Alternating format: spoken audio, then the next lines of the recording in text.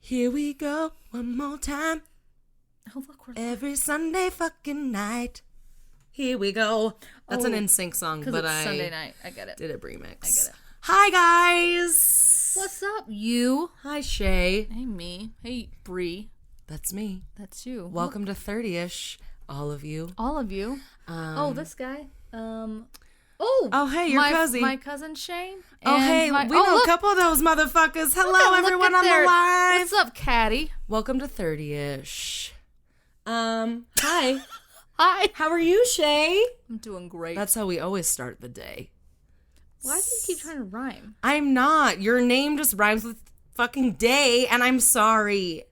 I mean, all right, fine. Whatever. Okay. My name rhymes with things, too. Anyway, are you on yours or are we on 30ishes? We're on 30ish. Oh, well, look at us.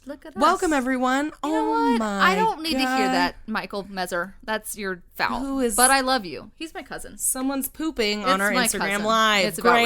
right. It's fine. It's Thanks, fine. cousin. Yeah. John Sanchez, who I went to JWU with. Mm-hmm. What's up? Okay. Welcome. And Catty Cat. Kitty cat. Cat. All right. Well, how are we? How are we doing? I mean, we're doing great. I We're just breathing. ate a bunch of sushi. We did. Me and Shay decided to treat our fucking selves today. Mm-hmm. And we went to sushi just now. Have you ever? Well, we didn't go to sushi. We got takeout sushi. Yeah, let's be real. And we not got a beer while we irresponsible. waited at the bar next door that we Which socially had you ever distanced been? at. Did we? I mean, We we were making did. out, so that was not a big deal. Oh, yeah, for It's sure. a joke. I've been there. I just have never eaten food there. Road 34, who lives in Fort Collins knows Road 34. Everybody. Don't yell at me. I've never eaten there. I've only been there twice. But it was a good beer that we had while we waited for sushi. That's true. Anyway, so how are you? How was your week? I'm good. How's life? You got I have a puppy now, so Yeah. I'm doing great. I have a puppy named Baloo, and he is the sweetest little baby. He is very cool. He is a little baby puppy, for sure. Shay got to meet him today. And I just held him and I pet him. He and kept I like stroked coming him. over to her. We were watching a little webinar today, and he just kept coming to sit on her feet. Yep. My little dog she fell in ovaries love. were bursting. The dog ovaries. Yeah. Well, Yes. one of these guys, like, Yeah, I only have ovaries for dogs, yeah, so that's fair. that's fine. That's okay. And my period that I have. What? Jesus. Speaking of weird periods, have you watched Pin 15? No, That's a good but plug-in that for that. show is the best. It Hashtag 30ish. If you've never watched Pen 15, I did hear they have a second season out, so I'm gonna need to get on that. Yeah. I hope they do more AIM fucking episodes. That was they probably my do. favorite one. Well, they do some, but like there's some great stuff. You'll really enjoy it. I can't wait. Didn't you say there's like witchcraft Oh, there's some and witchcraft. wizardry? There's some witchcraft. I'm not going to spoil any of it for you because it's amazing. I just love that they're like And yes, Caddy, we are 40 back or at my house. 38 years old, and they play 7th graders. Right. That's And my they can rock favorite. And they write right? it. They can write rock the it. show too. The girls that are the main characters, right? Yeah. Yeah, they're really funny. Fucking hilarious. If you guys haven't seen Pen 15, which means penis Thanks. when you write it on your hand. You're like when a you're in, decoder ring. 7th grade. Jesus. When was the first time someone wrote Pen 15 on my hand? Probably like 5th. Let's 4th be or real, 5th like grade. more like a senior in high school. Hell no. We were crazy at St. Patrick's Elementary and Junior High. Okay. You Crazy little hooligans. I'm sure you were. Well, what are we drinking today? Well, Shay? we kind of dropped the ball on some stuff, so We forgot because we got sushi and then we're like, oh wait, we never got something to no, go to drink. So we had some, of course, Topo Chico # sponsor us, and okay, Jesus Christ.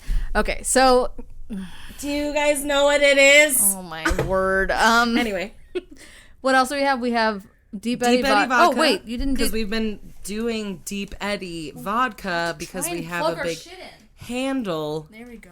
Oh, There you go. Deep Eddy, thank you. I'm doing this because you have to start doing it. Oh yeah, we got to do it. Yeah. Anyway, and then a splash of maybe, I don't know, I didn't look at the expiration date, but I'm pretty sure cranberry juice doesn't have an expiration date. It's 100% It's ocean juice. spray, so it's fine. Yeah. It is 100% juice. So I'm pretty So sure. this is a sparkling sea breeze, if anyone knows what a sea breeze is, which is grapefruit, vodka, and cranberry juice. Boom. But we made it fancy with all our special ingredients. I really Anyway. enjoy you.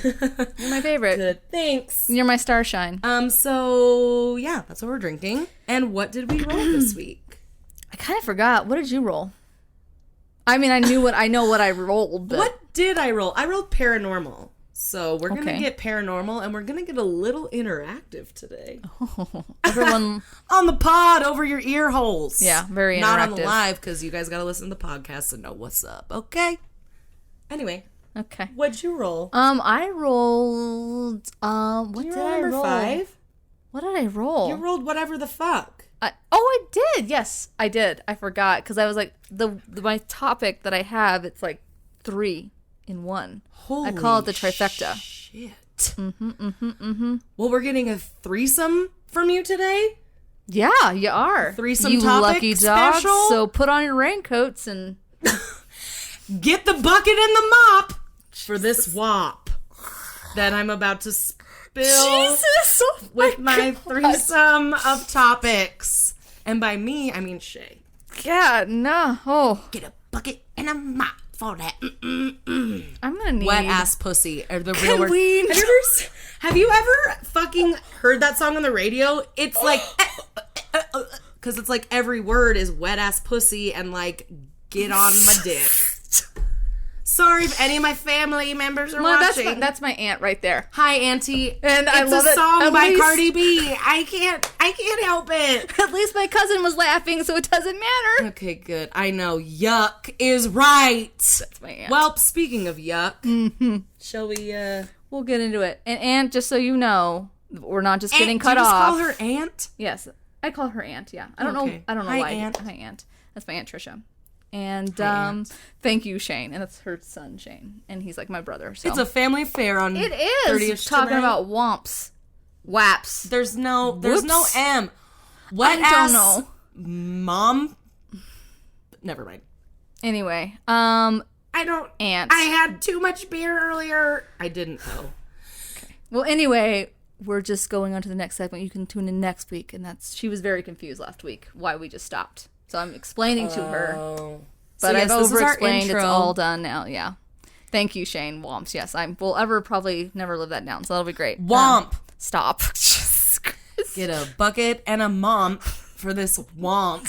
Oh my God.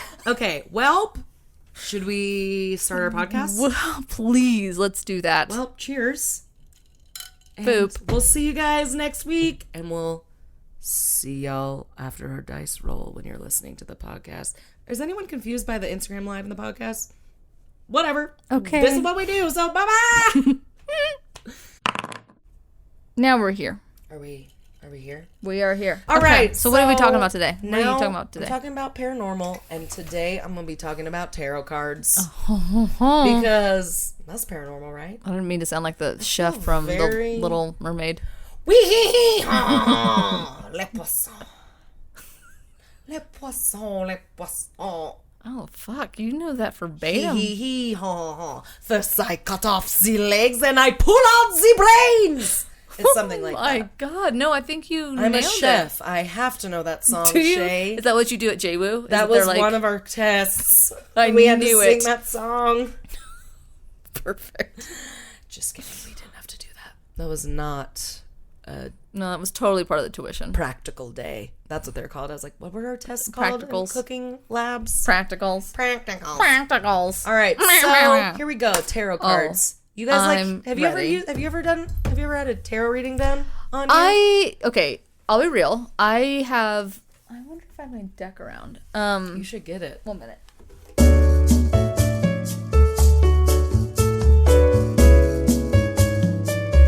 This is not technically a tarot deck, but it's like I mean, I think it's supposed to be like a tarot deck. I'll be talking about it. Don't worry. Right. And this is one of these decks is like from, what is that woman called? She was like named Doreen Virtue.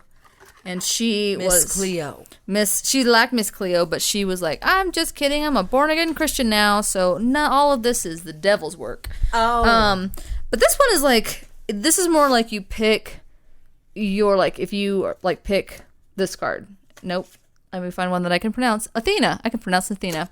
And it's like your inner wisdom. So you like kind of look that up and see like what that means for you. You know, like your little spirit, like your little spirit guide. So it's very different, but it's like tarot deck light that the little Americans could ingest, like me, obviously, since I have them. But I love those. But them. It's set up, I think, and I've never like looked into it, so I'm super curious what you're gonna talk about because they talk about like how you're supposed to like lay out your deck or something, and you have to like pull out 6 cards, and I don't know if like they're facing to the west. Yeah, so I'm super curious. So I've never really knew how to use this because apparently I don't like to read. So I don't read good. Yeah. Anyway, so go on. So I'm gonna be talking about tarot cards. I'm excited, and a little bit about oracle cards, which is what those are. Well, look, full circle, bitch. Full fucking circle. It always happens like that. All right, so. We're talking about the tarot cards, not the taro root, which is a vegetable that we used to make veggie chips out of, and you use it as a thickener, just so you know. But this is not food today. In all honesty, though, those were the best veggie chips, too. They were so crunchy. Because they were crunchy. And they were, like, white and purple speckled. Yeah, they were all pretty. They were like, where am I? In a Dr. Seuss fucking novel? Novel. Nope, you're just eating taro root. Not a novel. Not a novel at all. They're like, novels. I also know how to read, and I did read in high school, everyone. Just, they're like, she's calling Dr. Seuss books novels. That's pretty special.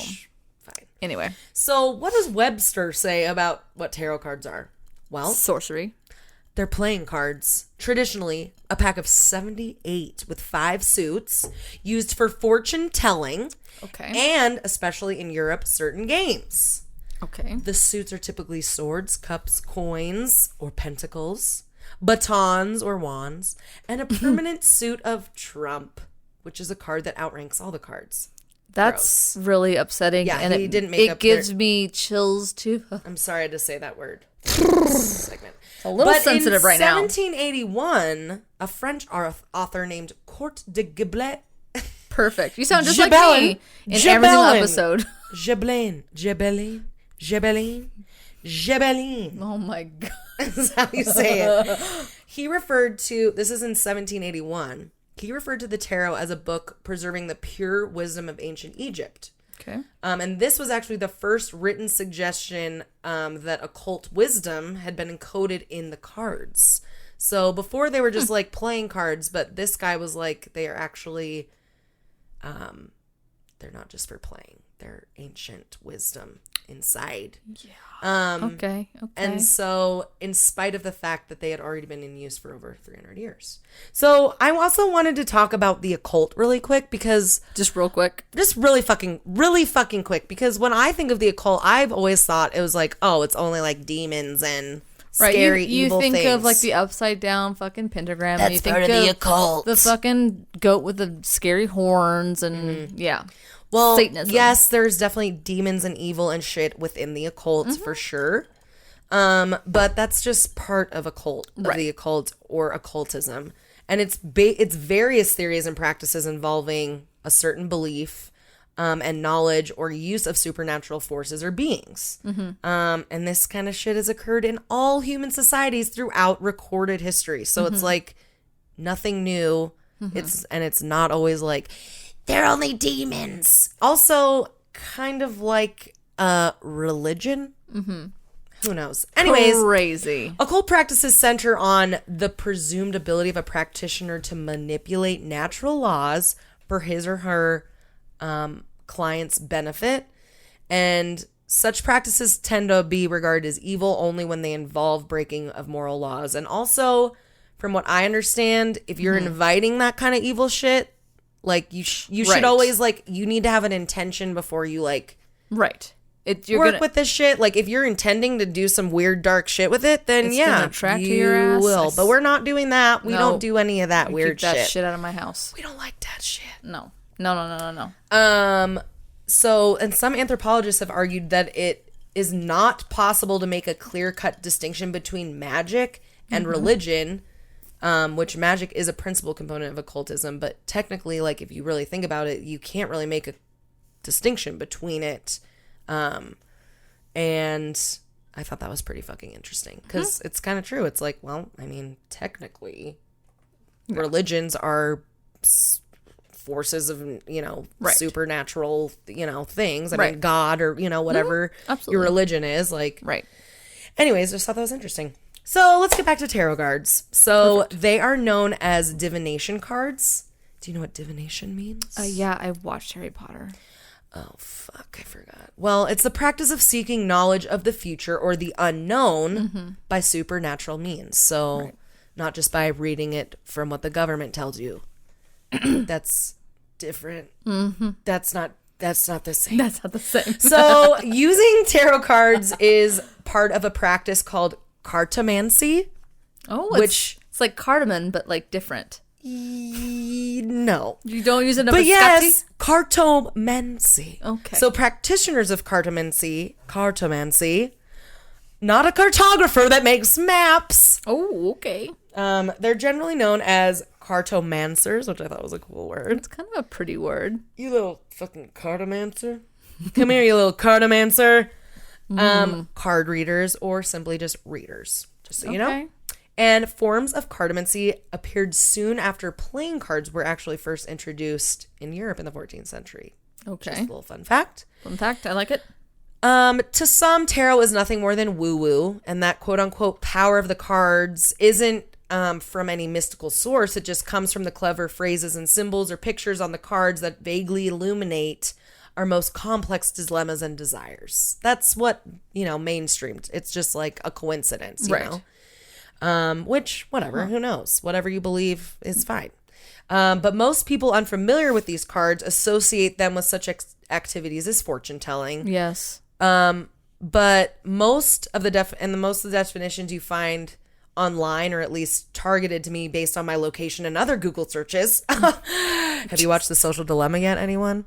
I have not. Again, because it'll tell you all about that. It's bullshit. On my list, and I'm a little worried because I know when I watch it, I'm going to be like, Yeah, so anyways, many individuals who actually use tarot cards like as guidance or whatever, right? Like consider fortune telling as their lowest use. So like it's not just for telling the future at all. Like it's not. There's a lot more to it. These individuals use it as an important spiritual tool. Right. And they value the tarot as that. So one tarot and astrological expert, her name is Natalia Benson. She has a cool Instagram page if you ever look her up. Nice. Shout out Natalia Benson. She uses it as a tool for self-awareness and self-empowerment. She also does readings for people and all sorts of stuff. And she also says tarot acts as a guide to tap into the intuition and access more information than we typically have a connection to with our conscious mind.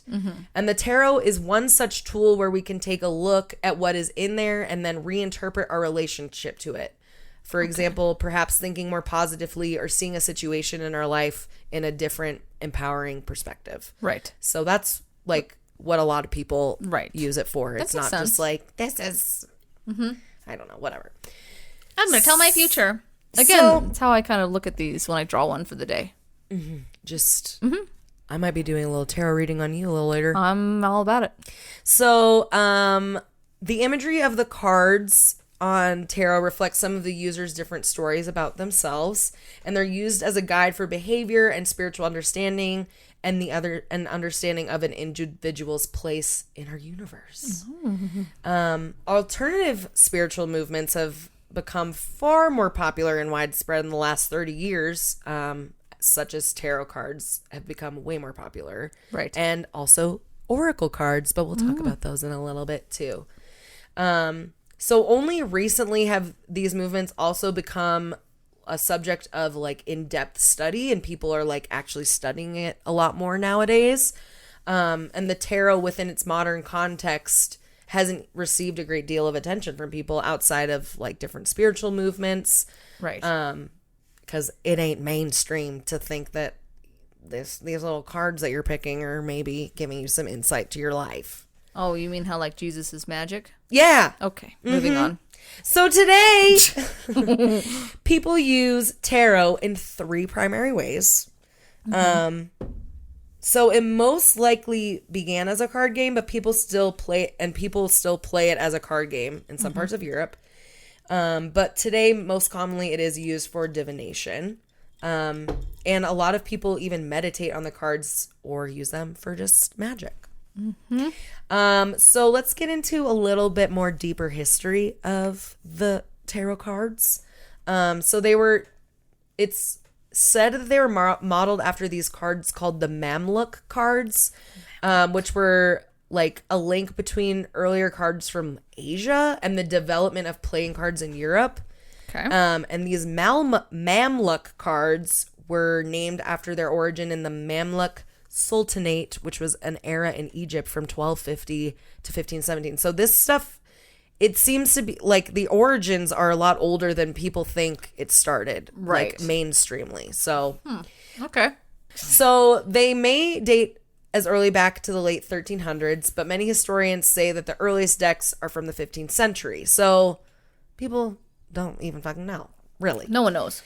No Drake knows. So a woman named Caitlin Matthews, who teaches courses on cartomancy, or divination with cards. She says that before the 18th century, the imagery on the cards was accessible to a lot more people. Like maybe it is now. I mean, I guess it's pretty accessible now. Yeah. But, in the last 30 years at least, it used to be very like fucking like, right. tarot reading. Of course. Anyways. Anything that's different than my own line of thinking? Yeah. Yeah. Still So, kind of that way now. Let's be real.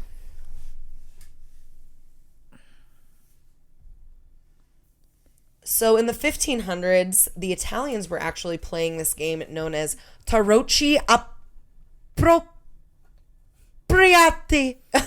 Tarocchi Appropriati.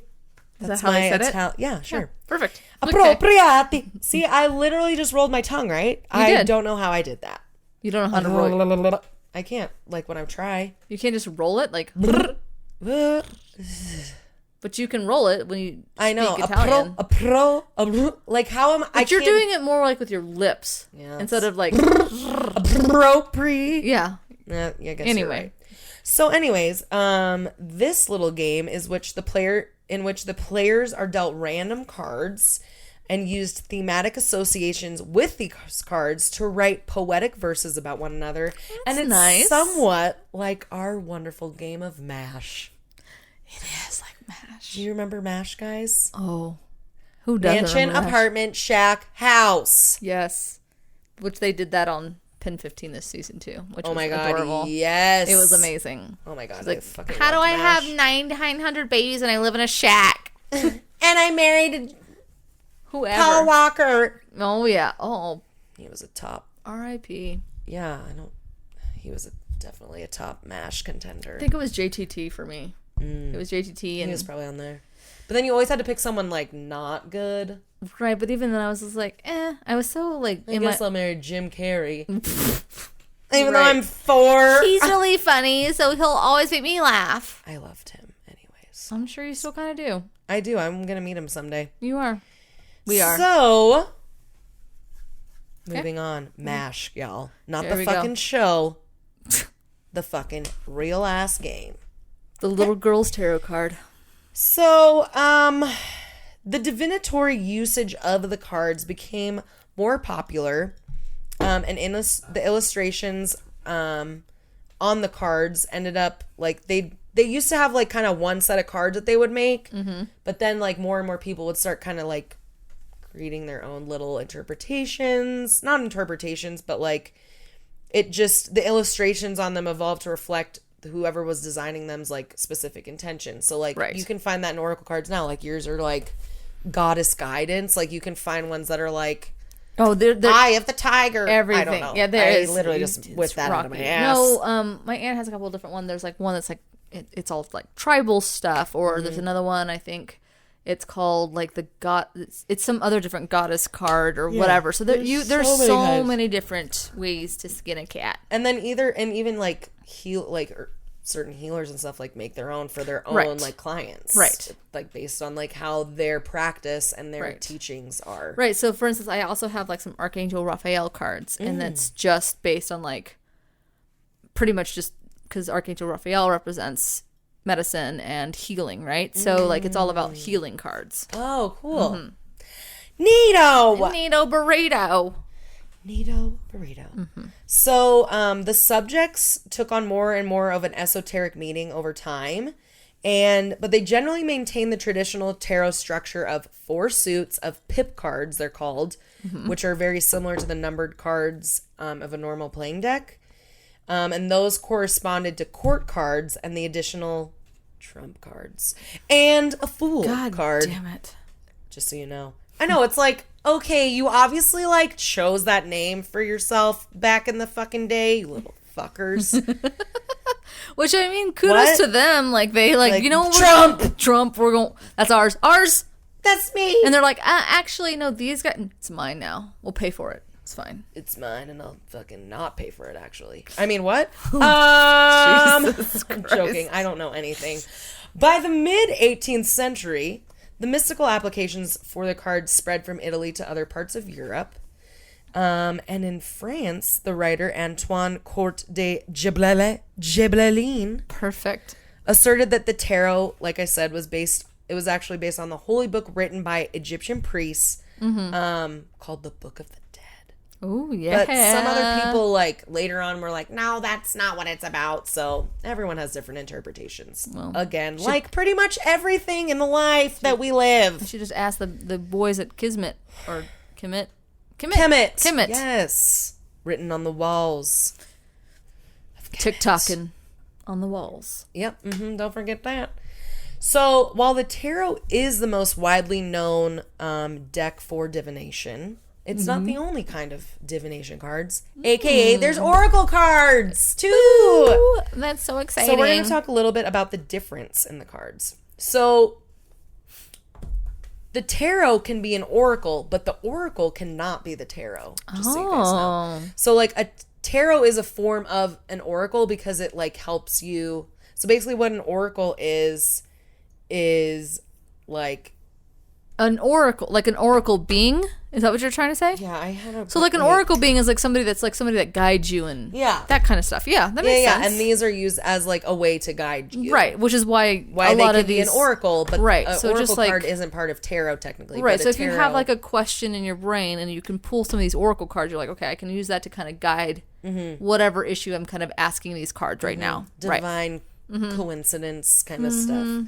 So, I found a really good description of both these cards I'm going to give a little shout out to this page called the Hip Latina website, and she has got some cool subjects on her page, and she had a great little description about it, so I'm going to share what she said. So tarot, again, is the most well-known type of divination cards, and their use, they have a very specific structure, and they're broken up into 2 parts. So there's like a minor arcana and a major arcana. And so there's 22 major arcana cards, and those represent situations or experiences. And these cards follow a story very similar to like a hero's journey. The first card is the Fool, and the last card is the World. And as you go from the Fool to the World, there are opportunities to learn from all the cards in between. So it's like kind of telling a little story of like what's going on in your life almost, which we'll kind of see what happens when I give a tarot reading to Shay tonight. I'm so looking forward to that. I know. So the minor arcana has similar storytelling structure, but these cards are broken up into 4 suits. Okay. So cups, pentacles, wands, and swords. And there's 56 of these, so that makes a full tarot deck 78 cards. And the minor arcana cards resemble the traditional playing deck used for, normal playing cards like poker and spades. So the traditional card deck only has 3 court cards, the Jack, Queen, King. The minor arcana has 4 court cards, the page, the knight, the queen, and the king. Little fun stuff. And then the cups represent the journey of emotions and creativity. The pentacles represent a journey of money and wealth. The wand represents a journey of spirituality and taking action. and swords represent a journey of intellect and power. So oracle decks are what a lot of people use nowadays, like Shay, and I want to get one myself, a couple. So it's another tool used for divination, and it's an intermediary tool that's created to facilitate divine or higher guidance. And the symbols form a sort of like a sort of language through which this communication is possible to like communicate to you. Like it's again like divine, like coincidence, or like really personal, like why am I experiencing this and it's such a coincidence, but this, you know? Right. So, and anyone can create an oracle deck and assign to it whatever purpose or outline they want to it. Like I said, like people, like healers make their own a lot of times. So in deciding which deck is right for you, the best thing to do is understand exactly what you want to gain from the reading, just so you know if you're out looking for your own cards. And a good reading will offer you the insight to reflect on whatever you need to reflect on or gain clarity with. And I don't know about you, but I've done a couple pulls of oracle cards, and I've done a tarot a couple times just like for fun, and every time I've been like, fuck. Right. Every time. But then like if you like gut something else, like it's like that wouldn't have made sense. So it's like, how does that happen? You know what I mean? It's true. So with that being said, let's see what's in your cards. Oh my! Do you want to do an oracle card for me, and then I'll do your tarot reading? But I think you have to like. So what? How I've always done the oracle cards is like if I hold them for a while, and then I'll just pull. Like usually the first one that's on the top deck. So hold it, and I'll have like an intention behind it. And I'm just kind of doing it for like a few minutes. I'll just do it whenever the cards tell me to stop. And the cards tell me to stop. See what it says.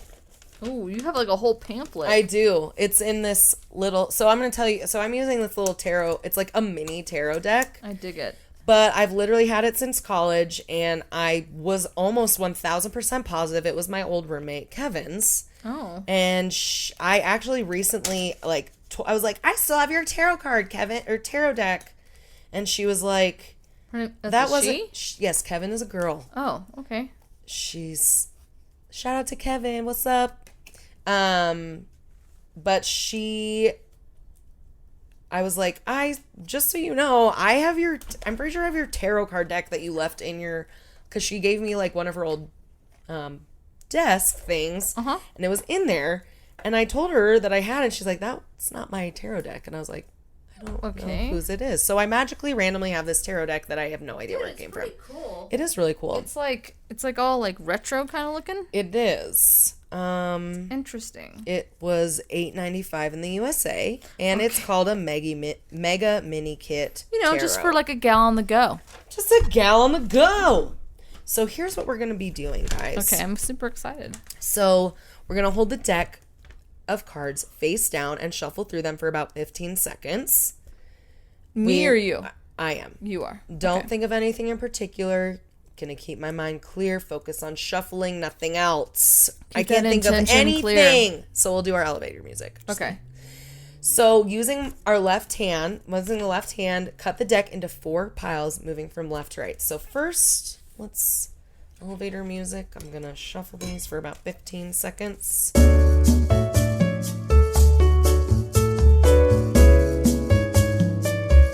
Shuffled.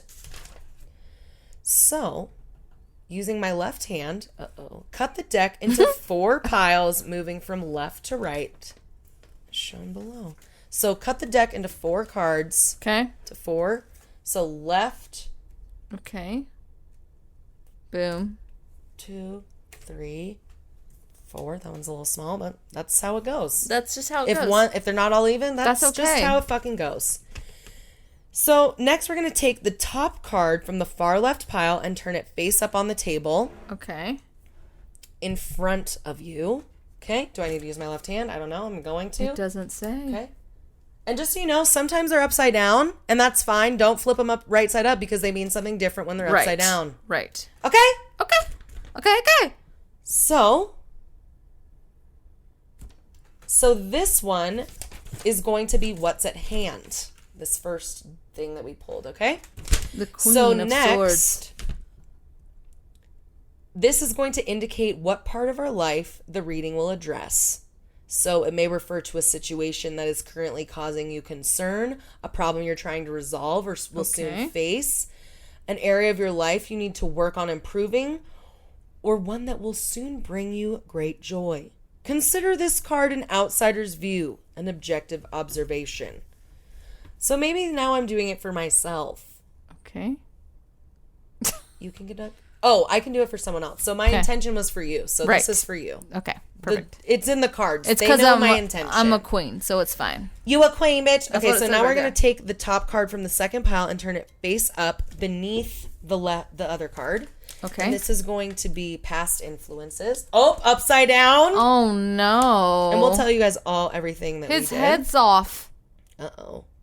This card suggests past events, situations, and relationships that might be influencing the situation, represented by card A. Oh. So our first card we picked. So place the top card from your third pile next to the second one. This card offers food for thought, things to ponder in light of the first card we pulled. Okay. And finally, we're turning the top card from the fourth pile and placing it next to the third card.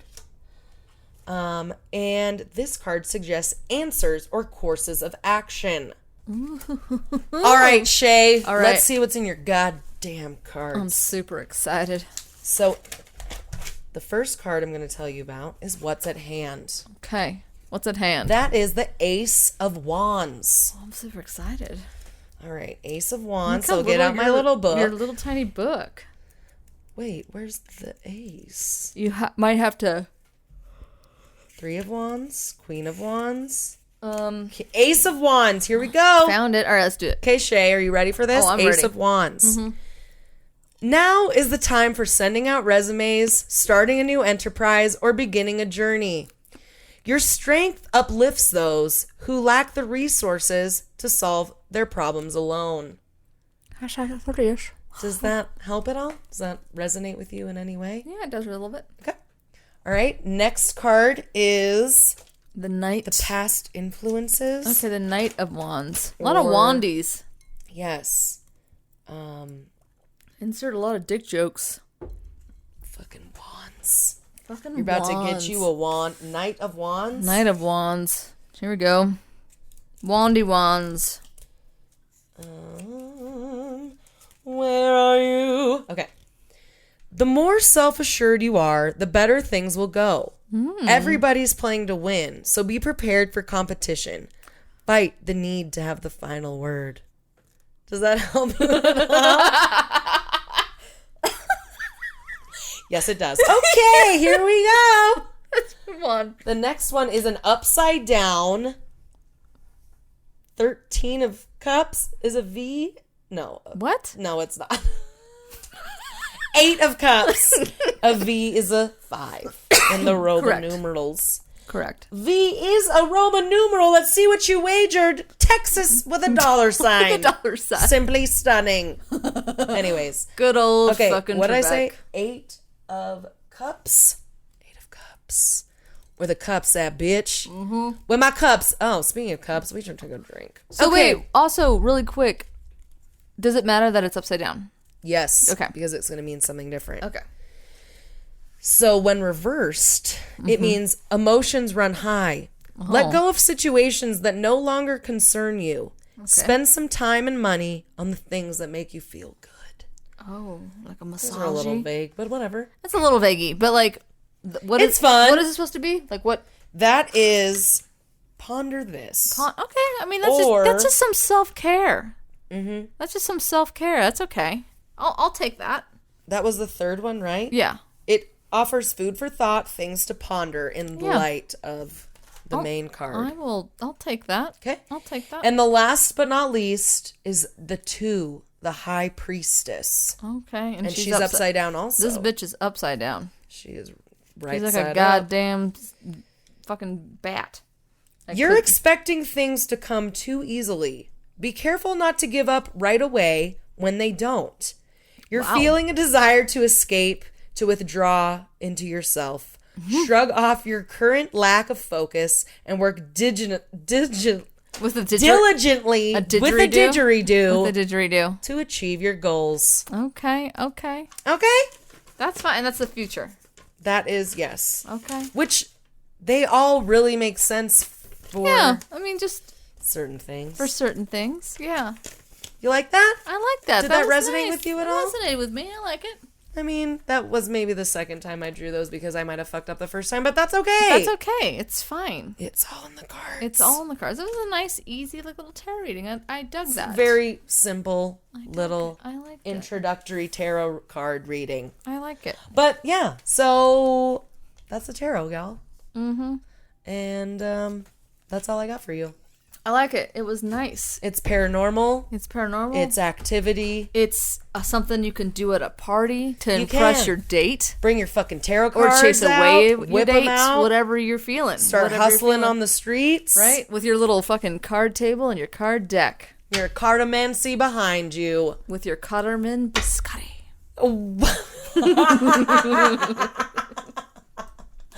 Don't forget that. Don't forget your snack. The official sponsor of tarot readings, Cardamom Biscottis. 100%. Maybe I should make those for food. You should. They're really easy, delicious. But they also can end up like as little tiny weapons. They can if you really bake them too hard. Twice baked biscotti. Super easy to do. Hashtag Italian. All right, well, that's what I got for you, tarot readers. Are you ready for my trifecta? I'm ready for your fucking trifecta. But I just want to say... That was good. I enjoyed that. Go out and find your tarot card deck of your dreams, y'all. And is that a use? Read them and weep. Mostly weep. Motherfuckers. Jesus. All right, I'm ready for this fucking trifecta of shit, you're very aggressive with these cards now. Wow, that is very loud. I hope my roommate's trying to sleep. No, it's 8:45. I know. What? Not yet. But I'm ready to fucking stay awake for this fucking story you're about to tell me. Oh, you ready? I don't think you're ready for this jelly. We back. We're all Do you guys notice our little page turner sound? I feel like you do. I feel like 25% of them know, like, oh my god, are we like in the fucking Disney little books? Another one like, what is this stupid noise? Blah, blah, blah. Is that it? Yeah, sure is. It's not even that, but yeah. I just really liked the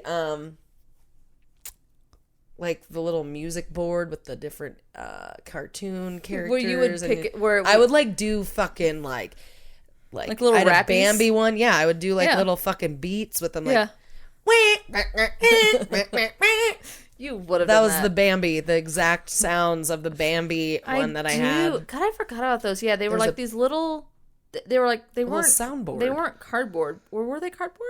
They were like plastic, and then they had like a sticker on top. Yeah, and then like anytime that you were supposed to like hit the button where it had the picture of the animal on it, and you would hit it, and it would make a weird noise. And then went to the fun. Yeah, I don't know how I was supposed to like help children with their reading skills, but apparently I did. And basically all I did was like look for the picture and be like, I don't know the words in between, but Bambi's here. This won't be at all like a fucked up for her future job interviews. No. Do I get the job? What's your name, ma'am?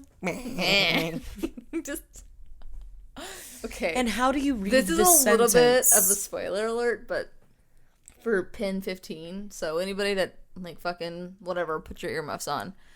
And even though for you, like there is this great scene where she's like making her vagina talk, and she's like, it's like making cat noises. And oh my god! Amazing. She's just like laughing at herself. She's like, meow. And it's my funny. god! It's so funny. God damn it! Those girls are fucking hilarious. It's ridiculous. Anyway, bravo to them. I hope they get Emmys. Penis. Thank you. You're welcome. Okay. Are we ready for the trifecta? I'm ready. So, I was like, okay, which one do I want to do? And I thought, like, just doing murder is going to be a little too obvious, right? Yeah, so definitely. I choose to do something a little bit paranormal, a little bit pop culture, and a little bit rock and roll. Oh, you got it. Thank you. You totally got it. Did I? Yeah. Were you going to say that? I was, but I was really hoping you were going to do it, and I was like, thank God she did it.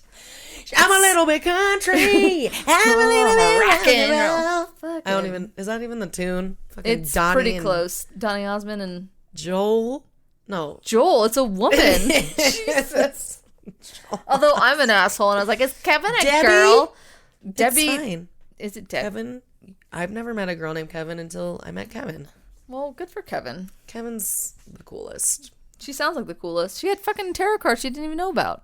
It's kind of a badass. We magically have some somehow. So anyway, and it's a lot of crimey. So, I mean, that's not a shocker, but I'm just And rock letting and you roll? know. No, there's no rock and roll. I just wanted you to do the ditty. Good. Okay. Thank you. I caught you. So do you have any idea of like maybe that it was a lot crimey and a lot paranormal? The Texas Chainsaw Massacre? No. But good guess. Is it Amityville Horror? You are correct. Oh my god. You are correct. It's the DeFeo murders. Oh, AKA the story of Amityville. Sick. Okay, so. That fucking what's-her-name's investigated. Who? Oh, yeah, The people. exactly. So I was like. The Turners? What were their names? The Warrens? The Warrens. Turner, Warren, whatever. Good job, Brie. I'm the one that fucking did that episode. Enjoyed it. Like, I didn't know if it was Danny Turner or. And he had enough to do Danny with. Tanner? Oh, fuck. God. I was like, Danny Turner. I know what she's trying to say. Dan Tanner. God damn it. I can't Full even House do crew. anything where I'm just not correct. Okay, so. I always got you. No, you I'm do. always right. You're always the wing beneath my wings, Brianna. All right. Because you said that last episode, and I am. You are, because you just always are. Whisk you off Whisk me up. into the sky. Did anybody tell you that you're my hero?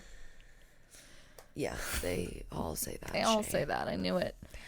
Okay, the beginning. So who is Robert DeFeo? Fucking freak. He's a little bit, but to be fair, I think it's a lot of nature versus nurture. No, wait, the opposite. Nurture versus nature. So they were dealing with some of the dark occult shit. Kind of, but we'll get in it. Okay. Okay. So he was born on September 26th of 1951. Oh, that was like almost, it's like this week is the 26th. God damn, why do we always are like fucking relevant? I don't know. Just rapping to stay relevant. It'll be the day before this episode's released, Shay. Boom. I did that on purpose, you guys, just so you know. Okay. So, and he was born in Brooklyn, New York. He was the oldest of 5 children born to Roland, a successful car salesman, and Louise. Ronald Sr. worked at his father's car dealership and provided the family with a comfortable upper middle class lifestyle. You know, just Nice. living the dream. American dream. Living the American dream as a fucking used car salesman. And they were like making mint There's, back in the 50s. yeah, they were. But he also served as a domineering, authoritative figure. Shocking, right? How all these fucking stories start. And engaged in hot-tempered fights with his wife and children. The most frequent target of abuse was their eldest child, Butch, which was Robert DeFeo Jr. They called him Butch. Which is kind of sad. Why? They called him Butch. So one of the reasons was because, like, in school, he was overweight and he was a victim of relentless taunting from his classmates, some of which were he was called the Blob. I know, Bucky Beaver. I'm not quite sure. It's like a cartoon or something. Is it? I don't know. I was just like, that's weird, but maybe it was relevant. Or back isn't in the Bucky 50s. Beaver the like fucking cartoon that does the toothbrush and grease? I don't know. Brush. I don't know. I never watched Isn't Grease. that Bucky Beaver? I don't. I don't want to talk about it, or have you yell at me about it. I've never watched Grease. I'm just gonna sit silently here. There while it is, opening with my your mouth. eyes like that wide. Okay. Jesus. I'm allergic to that statement. Oh, get the fuck out of here. Such a bullshit. Great, I have corona. Great. Because No, I don't. you told me that I did not have blah, blah, blah. Okay. So, and he was also called Pork Chop. Poor little boy. That's So he had to kill him. Okay. So, but don't worry. Don't worry, Brianna. He lost that weight He lost that weight with amphetamines. as a child? Pretty much, like as a teenager. So just what every growing boy needs. Hey to the folks. Okay, so as DeFeo matured, he began lashing out physically against his father as well as his new friends, which I don't fucking blame him. His concerned family took him to a psychiatrist, but the visits still didn't help. I don't know why my son is so, lashing out, even though I fucking treat him like shit. It gets better. And DeFeo actually, he didn't want to go anyway. He's like, I don't need your fucking help. So the trips to the doctor stopped, and in their place, the DeFeos used the incentive of cash and presents. Perfect. Including a $14,000 speedboat. And this is probably back in the 60s at this point. So That's a nice ass boat. Right? That's probably the most expensive thing that I'll never own. In the hopes that the gifts would placate their troubled son. But the new tactic only made the problems worse. Shocking. At the age of this, and he's only 17 at this point. At the age of 17, he had begun to use LSD and heroin and was expelled from school for his violent outbursts in spite of his academic setbacks. The DeFeos continued to reward their son. So just do everything Dr. Spock. You know Dr. Spock, right? Yeah. From Star Trek? No, like it's the book like in the 1960s. Everyone was like, I don't know. I'm not a mom. So like they have like, everyone has like their. And I'm not a dad. I don't get that, but okay.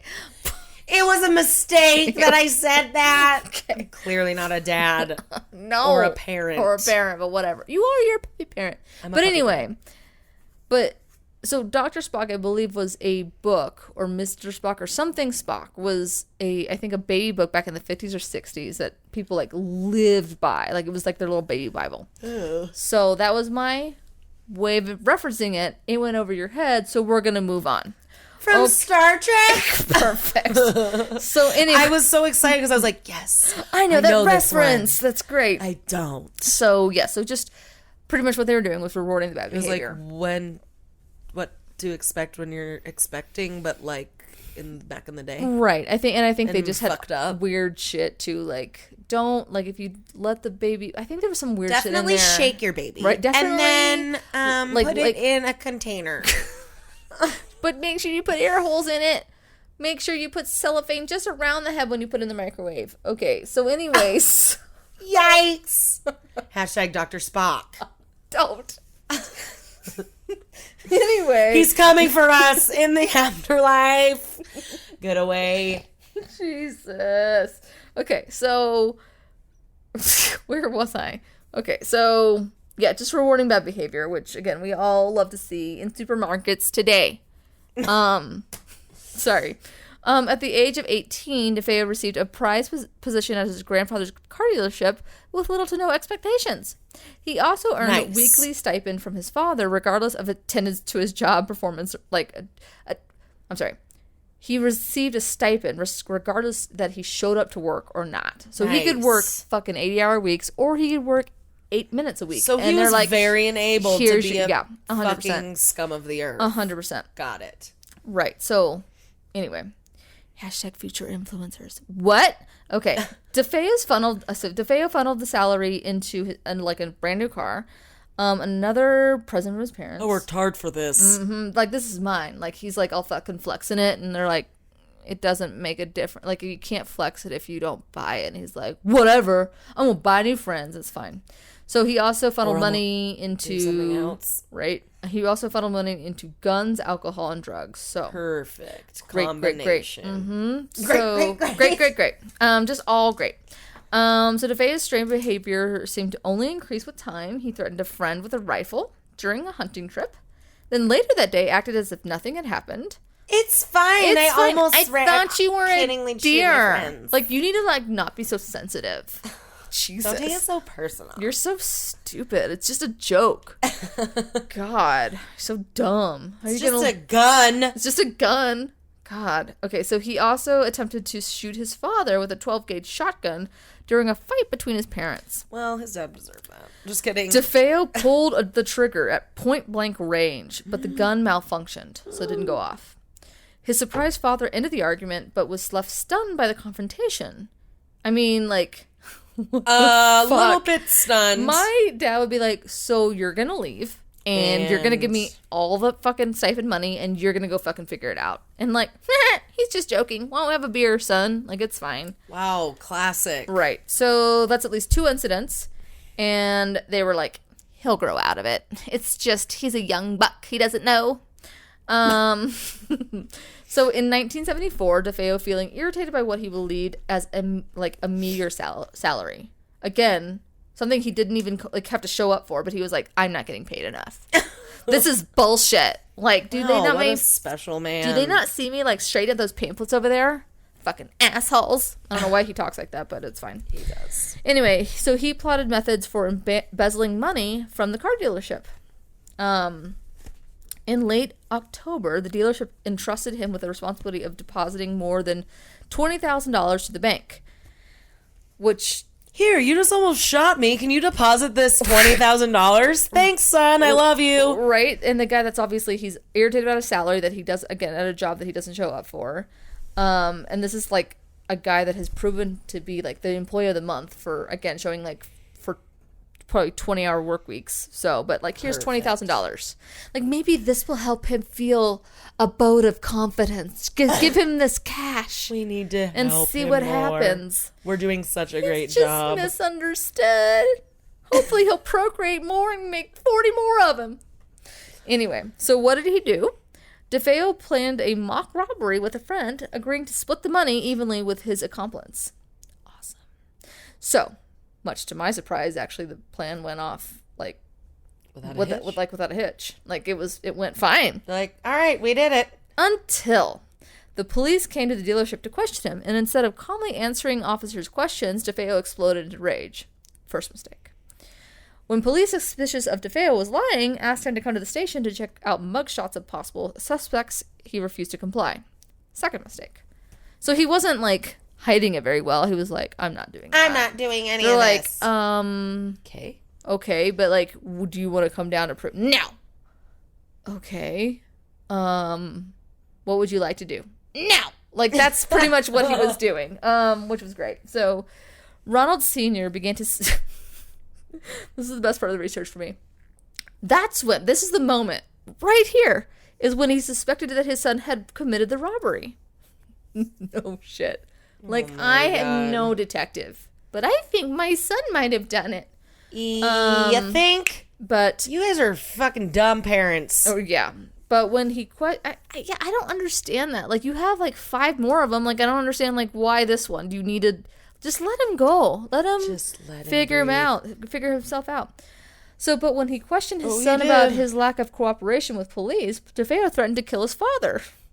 I mean, Jesus Christ. All right, that's fine. You're joking still. Perfect. All right. So we cut to the evening of November 13th of 1974. So it's like 6:30 p.m. DeFeo comes into Henry's bar and shouts, "You gotta help me. I think my mother and father are shot." Fuck. Right? Oh, no. So obviously alarmed, a handful, I don't know what happened. We should go quickly. And then they're like, we should stop at the store before, though. We should get a drink Make first. sure they're good and dead. So obviously alarmed, a handful of people go up to the house and find all 6 of the DeFeo family members shot in their bed. One of the most eerie parts was that they were all in the same exact position. Ooh. So they were all, like, laying on their stomachs. Like, I think even their heads were in the same position, which is weird. Now, yikes. Here's, like, where the story kind of moves around a bit. First, DeFeo initially tells police that when they arrived home from work at the evening of November 13th, he discovered that someone had broken into the house and killed every member of the family. When asked, he told detectives he thought the murders had been carried out by Louis Finelli, a mafia hitman. Must have been. But the police were like, yeah, it happened in the morning. And DeFeo was like, I'm just kidding. Like, we're buddies. Like, that was clearly a joke. So whatever. They're like, yeah. So yeah, so he switched gears and he said that Lewis and an accomplice had shown up to the house on the morning of November 13th, had to put a gun to his head and forced him to watch them kill his family. This story, however, also didn't hold up to it actually was me who did it, but someone made me Right. Oh, but she was saying, like, he had to be, like, he had a gun to his head, but he had to watch his family get killed. But he didn't actually do it. That's what he was saying. But then they were like, do you want to try a third time? And eventually he confessed saying, like, okay, once I just started, I just couldn't stop.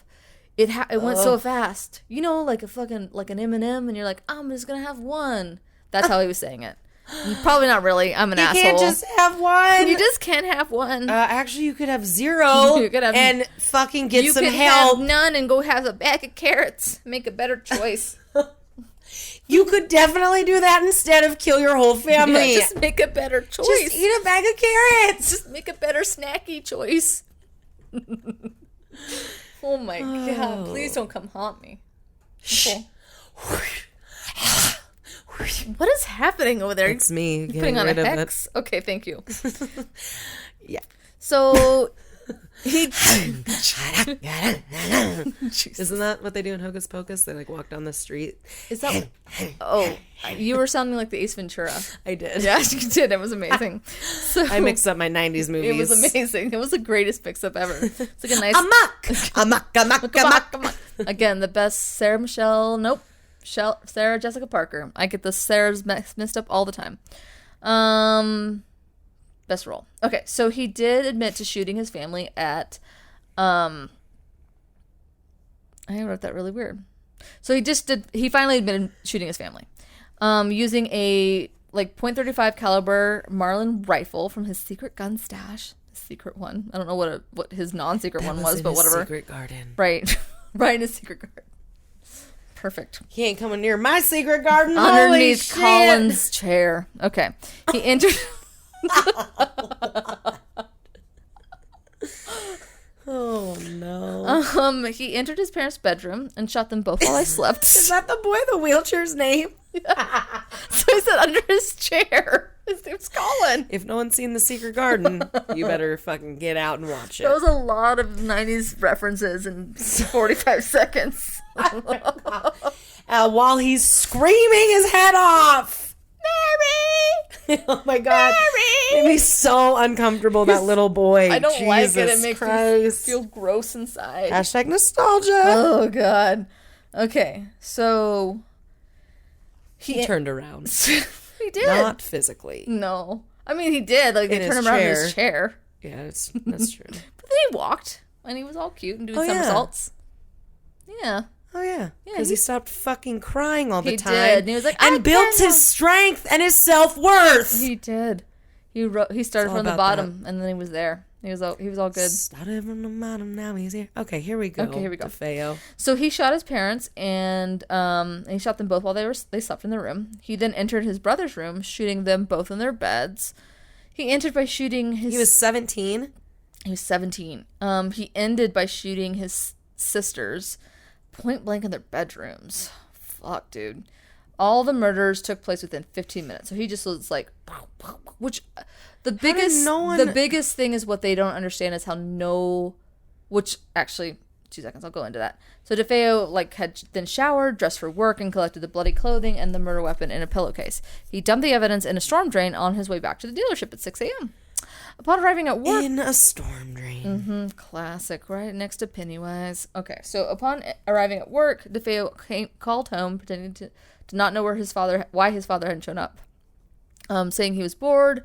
Around noon, he left for work, which, can I just say... Be like, I'm bored. I'm going to go home, like, just from your work. I mean, if you ever went to your dad and be like, I'm bored, Dad. I'm going to go. Excuse me? Yeah. He left work to spend the day with his friends. He attempted to square an alibi. He attempted to secure an alibi by telling each of the people he visited that he couldn't seem to reach anyone at home. At 6 p.m., he called a friend in like a mock surprise, saying that someone had broken into his home and shot his family. So during his trial in November of 1975, DeFeo claimed that voices told him to commit the murders, despite all that DeFeo was found guilty. Despite all of that, DeFeo was found guilty of 6 counts of second-degree murder and sentenced to 6 consecutive life sentences. So thank God for that. According to one interview he gave... They knew how to fucking charge him then. Right? So according to one interview he gave in 1986, his sister Dawn had killed their father, which after his mother killed Dawn and the other children... So he just says it was After which their mother killed Dawn and the other children before turning the gun on herself. So he's blaming now his sister and his mother for killing everybody. Even though he already admitted that he did? Right. So his story just keeps changing. Perfect. So, he's not crazy at all. No. So when DeFeo filed a 440 motion in 1990, however, he claimed that Dawn shot the majority of the DeFeos before he himself killed Dawn, and he maintains that his lawyer, William Webner, pressured him into the insanity defense they pushed at his trial. Regardless, his requests for parole have all been denied, thank God. Is he still in prison? No. He's still in prison, I believe. I'm pretty sure he's still alive. Yeah. Holy fuck, that's weird. Maybe. I could be wrong. He might be alive. I don't know. But he also could be alive. So here's the other thing too.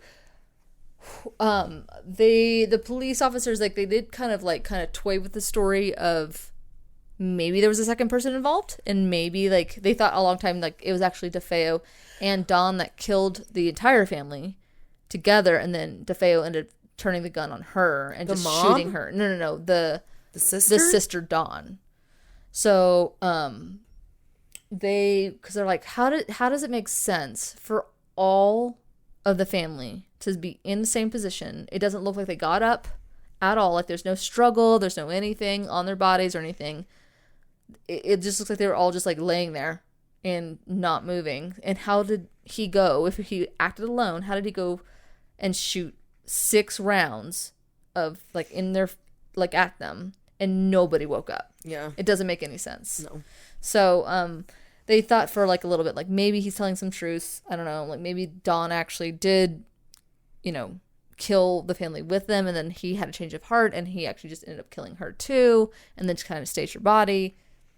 So, but at the end of the day, they're just like, somehow they don't know how he killed them all. So anyway, cut to 13 months later. Here's some paranormal. The Lutz family purchased the home at a drastically reduced price of $80,000.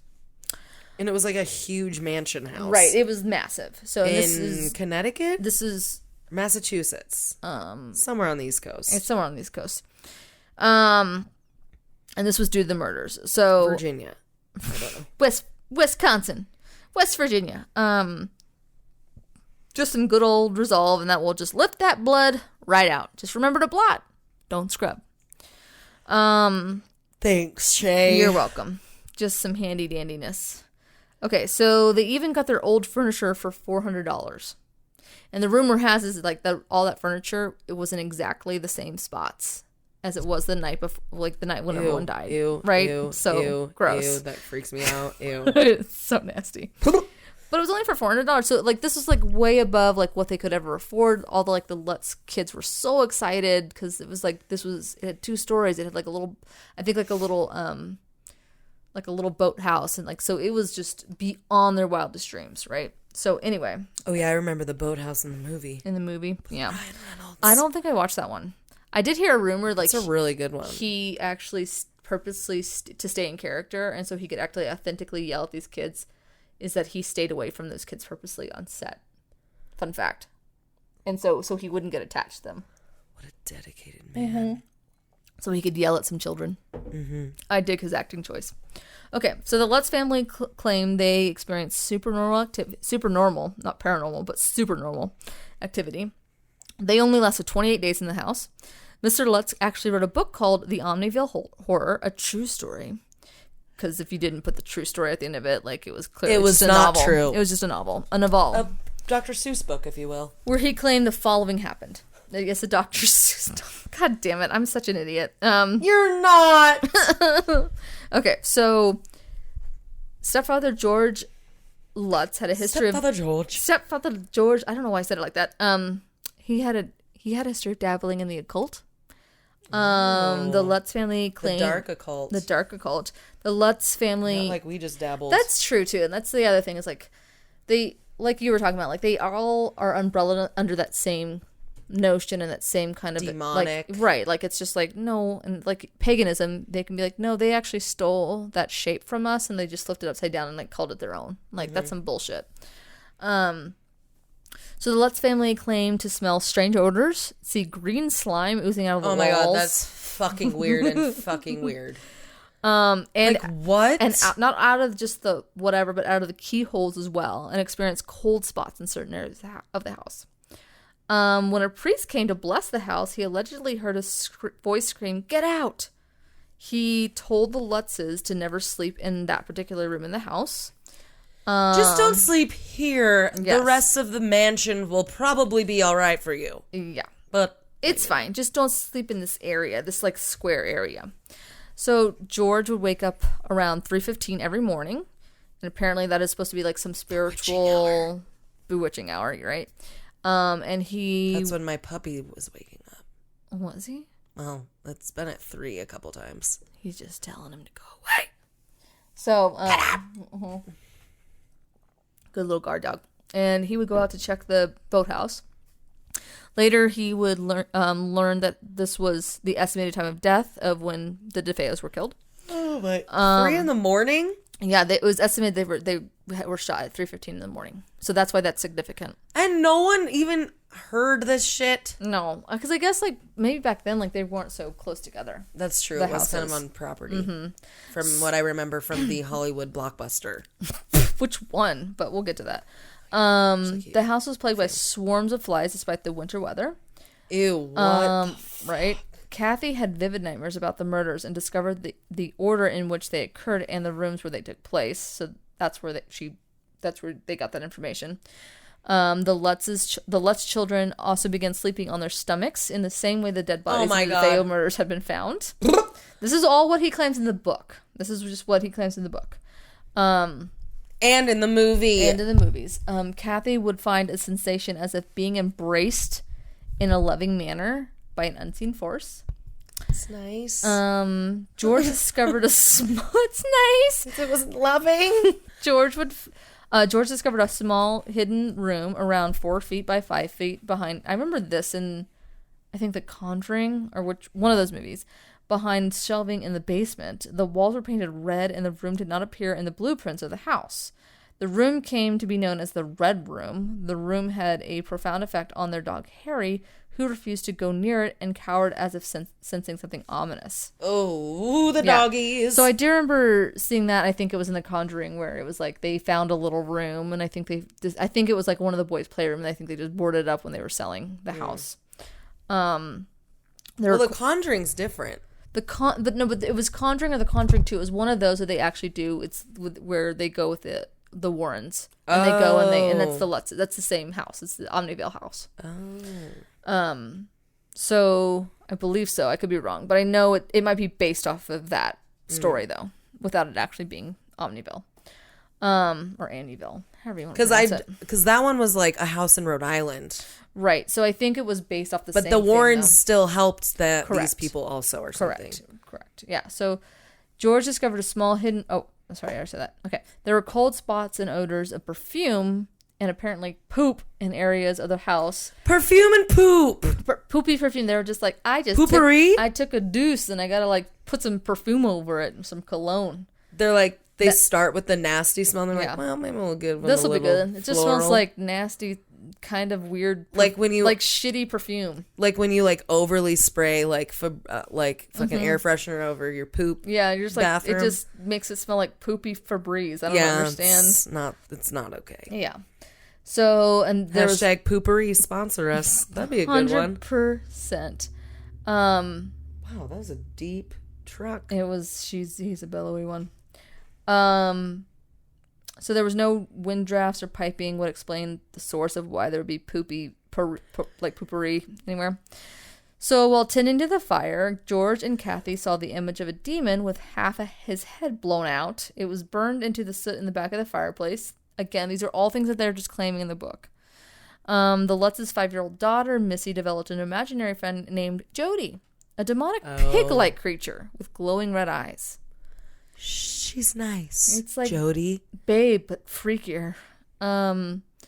In the early morning hours of Christmas Day of 1975, George looked up at the house after checking on the boathouse and saw Jody, the pig, demonic pig, standing behind Missy at her bedroom window. Oh my God.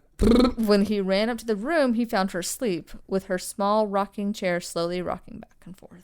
Oh, fuck no. No. That's when you scoop up the children, if that's really true, and you flee. Yeah, he's just like, all right, bye. Have a good night's sleep. I must be, like, taking too many whatever. Well, I've heard, like, there's a lot of, like, demonic spirit, like, symbolism as, like, fucking pigs and shit. Right. Yeah, so, which is freaky. That's fucking gross. Crazy the creeps. So George would wake up to the second of the front door slamming. To the sound of the front door slamming. He would race downstairs to find the dog sleeping soundly at the front door. Nobody else heard the sound, although it was loud enough to wake the house. George would hear what he described as a marching band tuning up, or what sounded like a clock radio playing not quite on frequency. When he went downstairs, the noise would cease. Maybe he just, like, parades. Are you an alcoholic, sir? I think he might have been. You a drug addict? And George realized that he bore a strong resemblance to Ronald DeFeo Jr., apparently, and began drinking at the Witch's Brew, the bar where DeFeo was once a regular customer, so it had changed names, which I would go to that bar. Oh, yeah. When closing Missy's window, which Missy and Jody climbed out of, Kathy saw red eyes glowing at her. Oh, my God. While in bed, Kathy received red welts on her chest caused by an unseen force and was levitated 2 feet in the air.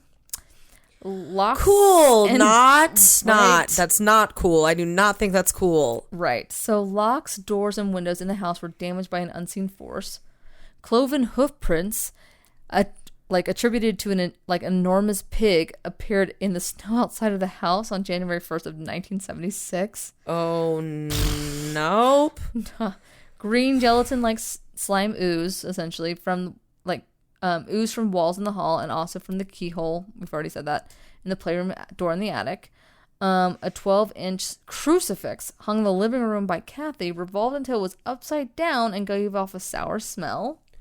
Oh my fuck, dude. What Right? the fuck? This is what he claims. George tripped over a 4-foot-high China lion ornament in the living room and found bite marks on one of his ankles. Later, this lion would appear in the living room after George had moved it back upstairs to the sewing room.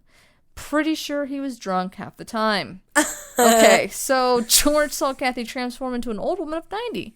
The hair wild, a shocking white, the face of mass of wrinkles and ugly lines, and saliva dripping from her toothless mouth. I think he might have been really inebriated. Very imaginative / really fucked up in Yeah. this house. Missy would sing consistently while in her room. Whenever she left the room, she would stop singing, and upon returning, she would resume singing where she had left off. I'm not quite sure why that makes a difference. Great, I must be possessed. Perfect. True that. With arms wide open. Oh my God. On one occasion, Kathy heard what sounded like a window being opened and closed through the sewing room door, even though she was sure no one was in there. Was she sure? Yeah. She was so sure. How sure was she? Let's see. What else? Ugh. Right. Forks. And knives.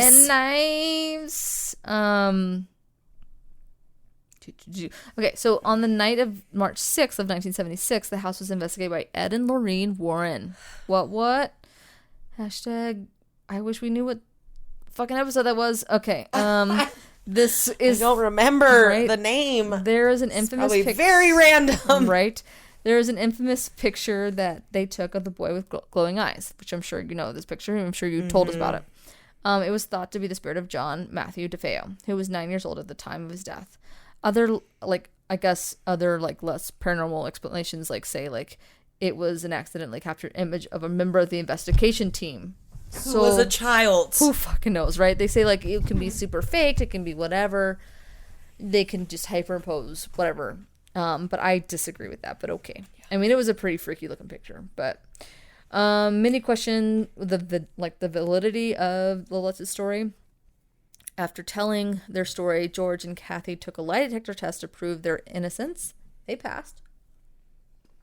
They didn't make that shit up? They at least passed it. But I have a friend that's a fucking demon pig. I swear to God. I swear to God. But here's the thing, though. Like, that's what they talk about. I've watched, like, did you ever watch, what is it called? The confession tapes on Netflix?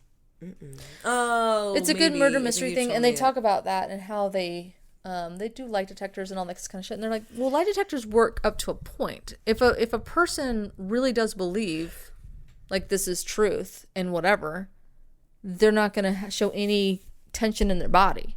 So if they actually believe it to be true and they're not making it up, they, it doesn't really prove anything. It just shows in their bones. They might be fucking bona fide nuts. Mm-hmm. Or maybe they're telling the truth. I don't know. Anyway, the couple was bogged down in, like, legal and financial issues, which prompted skeptics to believe that they had a motive to create a ridiculous story to sell to the public. They're like, they're in debt, so clearly they just made it about ghosts, and then they get publicity and blah, blah, blah, blah. Of course. So the Lutz's former... That's what it's all about. Right. So the Lutz's former lawyer, William Webner, who fell out with them with, like, over money issues, came out in 1979 claiming the three of them came up with the horror story over many, quote-unquote, over many bottles of wine. So everyone's just like, go fuck yourself, Lutz's.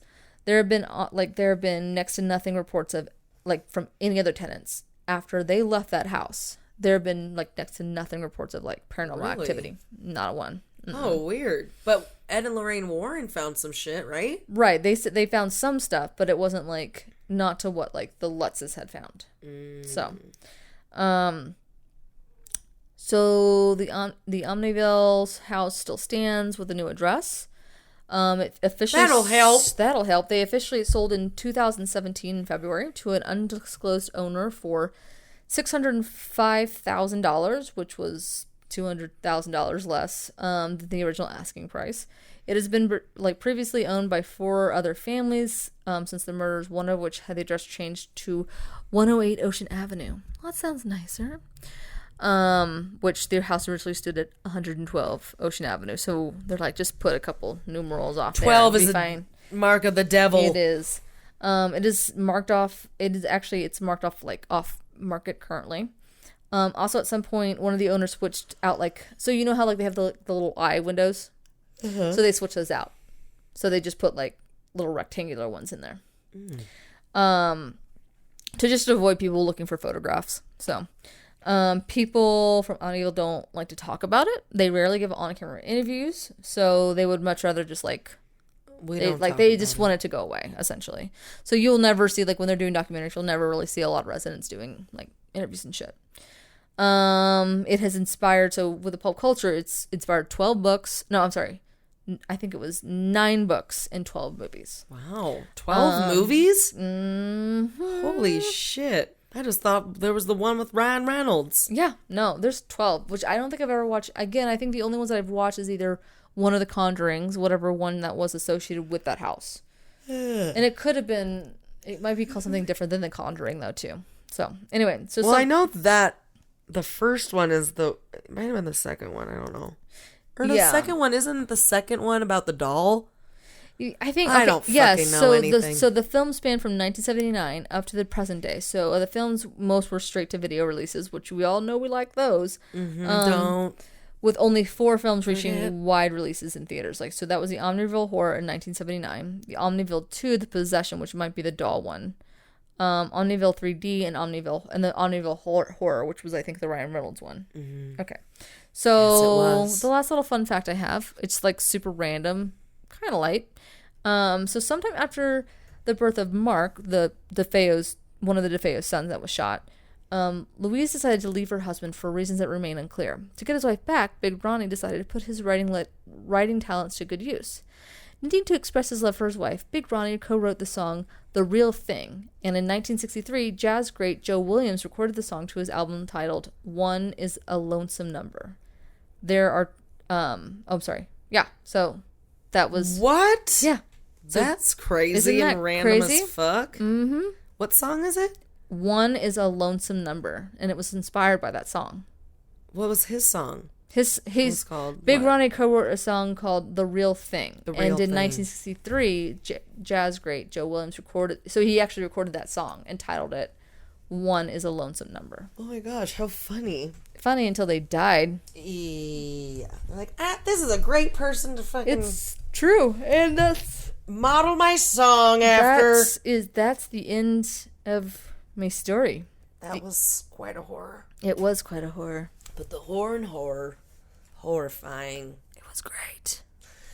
It was. Well, I guess it's getting to be that time where I give my spiel to you all. Hello. Hello, everyone, and thank you for listening to Shirty-ish podcast. 30-ish podcast. Thanks for being here. We love you. We thank you. Thank you. If Love you you. don't already, definitely follow us on Instagram. We're always on there posting funny memes and fucking making jokes about our topics and about being 30, which is always fun. So also thank you for sending us memes that remind you of us or tagging us in your posts. We love seeing that. Also, be sure, if you haven't already, if you listen on iTunes, to give us a little rate and review. That always helps more people get out to us. And now that we have more than our traffic violation review, we feel really special. Thanks. Shout out to Erica and Jess. Thank you. Y'all are the best. And yeah, send us any topic suggestions you have, or Just some love. You want to send us some love? Send us some love. yeah, thanks for sending us the love that you do send. And You're the best. yeah, we love it. So I guess it's time to roll the die. Trying to roll that dice.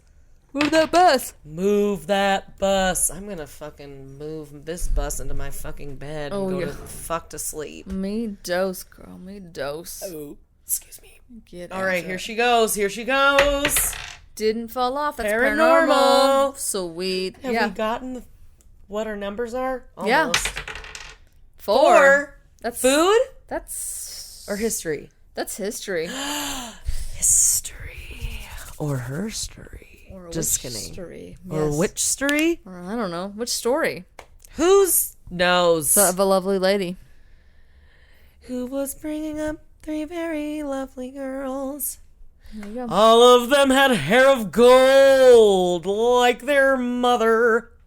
Wow. The youngest one in curls. Why was she the only curly-haired one? She must have slept with the mailman for that one. Well, I mean, maybe she just liked her the best and just curled her hair every morning. That's true. They're like, fuck you, Marsha and Jan. Yeah. You little Poor Marcia. poor Jan. Oh, that's what I meant. I'm sorry. Poor Like, Jan. Marsha was fine. Marcia. She was fine. Except her name And was she Marcia. was fine. Just kidding. Jesus Christ. I don't know. like Anyway, that. Okay. I was like, should I roll? I forgot I did. You and did. it's history. It's history. All right, guys. Well, thank you. Love you. You're the best. See you next week. Bye-bye.